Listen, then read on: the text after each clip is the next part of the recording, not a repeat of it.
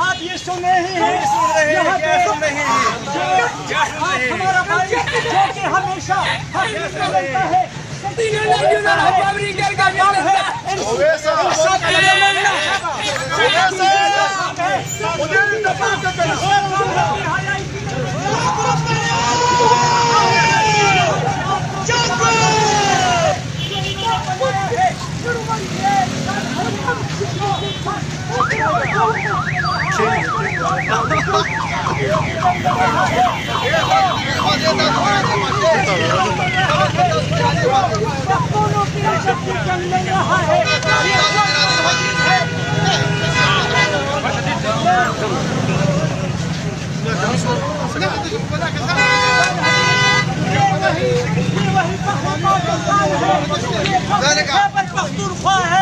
جان حبیب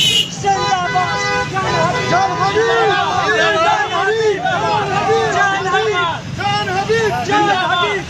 حبیب پاکستان زندہ باد پاکستان زندہ باد پاکستان زندہ باد پاکستان انٹیلیجنس ایجنسی زندہ باد پولیس زندہ باد ناظرین یہ وہ شخص ہے جو پاکستان کی بقا کی جنگ لڑتا ہے جو پاکستان کی سالمیت کی جنگ لڑتا ہے جو میرے خیبر پختونخوا کی عزت کی جنگ لڑ رہا ہے بے حیائی کے خلاف جنگ لڑ رہا ہے فحاشی کے خلاف جنگ لڑ رہا ہے آج یہ کرپشن کے خلاف جنگ لڑ رہا ہے یہ پختونوں کا جنگ لڑ رہا ہے یہ پاکستان کا جنگ لڑ رہا ہے یہ اس پہ جو زندہ باد اس پہ زندہ باد اس پہ جو چوٹی زندہ باد زندہ باد زندہ باد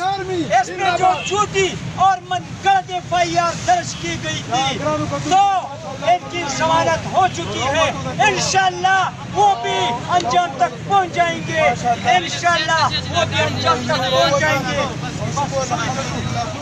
زندہ باد پاکستان انٹیلیجنس ایجنسی زندہ باد پختونخوا پولیس زندہ باد ناظرین یہ وہ شخص ہے جو پاکستان کی بقا کی جنگ لڑتا ہے ماشاءاللہ جو پاکستان کی سالمیت کی جنگ لڑتا ہے ماشاءاللہ جو میرے خیبر پختونخوا کی عزت کی جنگ لڑ رہا ہے بے حیائی کے خلاف جنگ لڑ رہا ہے فحاشی کے خلاف جنگ لڑ رہا ہے آج یہ کرپشن کے خلاف جنگ لڑ رہا ہے یہ پختونوں کا جنگ لڑ رہا ہے یہ پاکستان کا جنگ لڑ رہا ہے اس میں جو جھوٹی اور من گڑت FIR درج کی گئی تھی تو ضمانت ہو چکی ہے انشاءاللہ وہ بھی انجام تک پہنچ جائیں گے انشاءاللہ وہ بھی انجام تک پہنچ جائیں گے یہ سب گاڑی کی ویڈس کی بھی کی نہ ہوگا گاڑی کی بچی نہیں ولی بنے ان چانے یری کھنو ولی کی خبر تو کھلے ونه ندی کرا وانی مت گاڑی کی گاڑی مڑی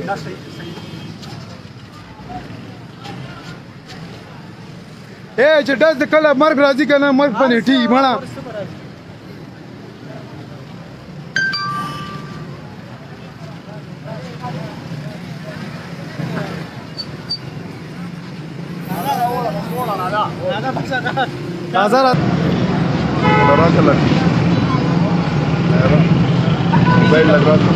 موبائل راکا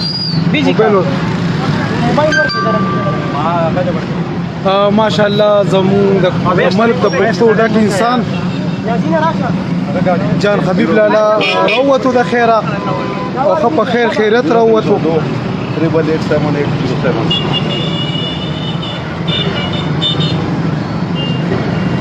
ماشاءالله الله دې لري دغه زموږ مشر ناسته مشر سوي ورته ویل غواړي ټول سلام خاط خوشاله او آباد لره مولا پاک پروردگار هم کامیاب لره الحمدلله او د بلشت علاج چې دی هغه به انشاءالله ضرور کیږي د دې به اپریشن کیږي او ما ته مناسب نه وه چې زه د ښځو سره ما خوله والی دی او بې پښتو خبره وه او الحمدلله پښتون یم مخکې مې هم ثابته کړې وه چې په ښځه باندې لاس اوچتول هغه او دا دی د اوسشا مې دله راوړی دی او مخکې ته هغه و لاسونه هغه اچول نو ما ته لږه مناسب ښکاره نه شوه خو په هر حال دا دوی له زه یقین دهاني ورکوم چې څه دې وکړه